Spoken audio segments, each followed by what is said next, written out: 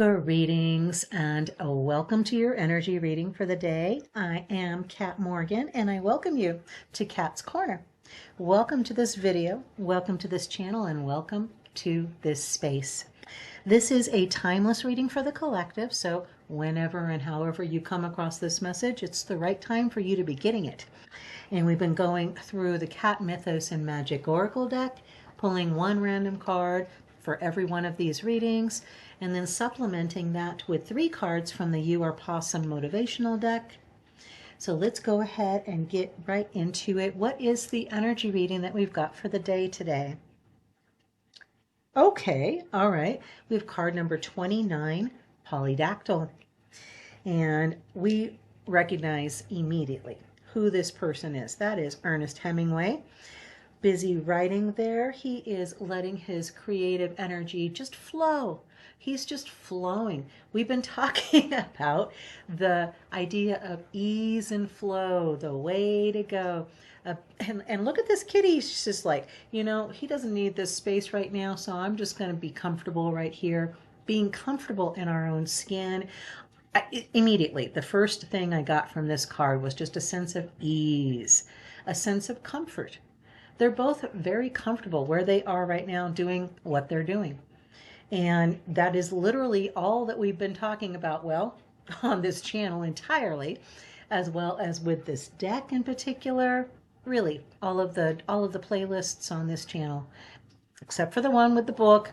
That's a one-off for you guys, but in any event, I love this feeling of quiet productivity. Not making a big fuss about anything, not raising a big hullabaloo. There's not a whole lot of dust being thrown around everywhere.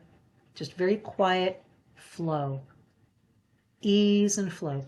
We know that the number 29 reduces down to a 2, right? 2 plus 9 is 11. 11 is 1 plus 1, which is equals 2. 2s are doorways. You can think of them like an 11, literally, as this reduces down. 2 plus 9 equals 11. Think of them as the columns, one on each side of a portal that you are going to be stepping through. You have an invitation. This is an opportunity. It's a choice. Everything that we do in our lives from moment to moment is just a series of choices. We're making the choice whether to take a deep breath or not right at this moment, whether to be listening to this video right now or not, whether to be brushing our teeth or going to work, doing whatever, you know. It doesn't make any difference what it is that you're doing. You simply want it to be as conscious as you can when you have the opportunity. I just finished uploading the 6th session for the Authentic Self series. You're welcome. I'm sorry for the delay and all of that. And that's is really all we've been talking about, and this card just goes right into that. But again, like I said, all of the readings on this channel, they're only going to ever be based out of love and in giving you encouragement and support as we're all doing our best to live our most authentic lives and be our most authentic selves. And this is exactly what we've got right here with this card. Ease in who we are, accepting who we are. And that's all we've been talking about on this channel through this deck. So let's take a look in the book and find out what the book reading says. I never look in the book before. I always do it. I always wait and do it with you guys. So we're doing it for the first time together, unless you've already got this deck and you've got a sneak preview. Shh, don't tell anybody. All right. What is the book reading for our card number 29, Polydactyl? We know that polydactyl means multi-digited. So we have a kitty that's got multiple toes. And there's a whole mythos, and I'm sure we'll explore that with this book reading.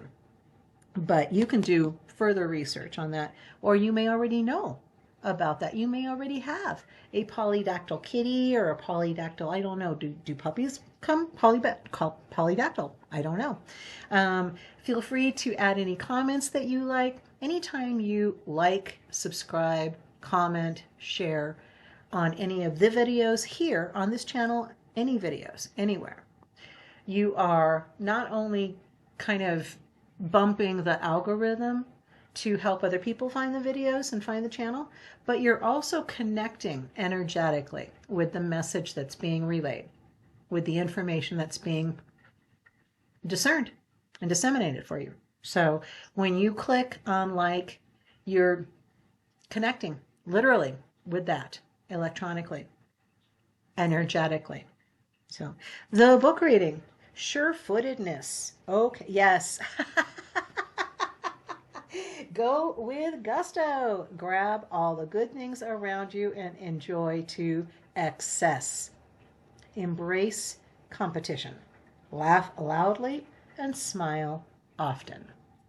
Well, yes, okay. If I could think of any way to describe authentic living, it would be like that. Go with gusto. I literally, we were just talking about that on the other in the other video about having full throttle, right? No holds barred. So, yes, absolutely. Grab all the good things around you and enjoy. Enjoy. What is the mythos behind this picture? There's a special magic in having extra toes. They make you sure-footed and steady. You're not going to fall. Polydactyl encourages you to vigorously and enthusiastically embrace the world around you. Zest, vigor, and a keen appreciation make even everyday happenings richer and more colorful. Backing down from competition? Don't. A spirited game, debate, or love affair is good for your soul. I will just add, zest, vigor, and a keen appreciation. Keen appreciation I get with the image. I'm not seeing a lot of zest and vigor. I see a lot of relaxed and calm. So I'm just saying. But some background information about polydactyls. Polydactyl cats are not a specific breed, but are the physical characteristics of having extra toes. And that's what makes a cat polydactyl. This attribute can show up in almost any type of feline family. Their large, mitten-like paws make them extremely sure-footed and excellent hunters.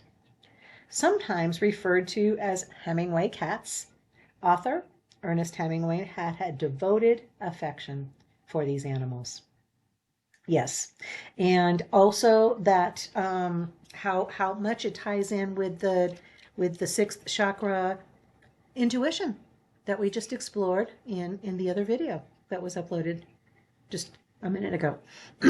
So really not just following the conversation we've been having with the deck here on the playlist itself, but expanding into other videos that have been uploaded on this channel. Very interesting. Very interesting.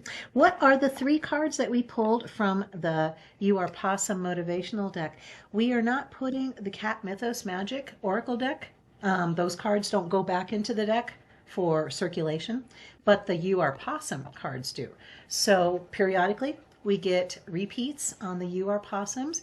I've been letting you guys know that's the way the universe is telling you there's more nuance, more information, more detail, more specifics that apply to your specific situation that these cards have for you, available for you. Okay, so the first card that we've got, and I always go from upper left around in a clockwise direction, and I'm looking at the cards one at a time, whereas you guys get to see the cards all together, all on the board there. The first card we have is Stop and Smell the Roses. These are such funny pictures. So yes, we have a kitty that is perched on a pile of fish.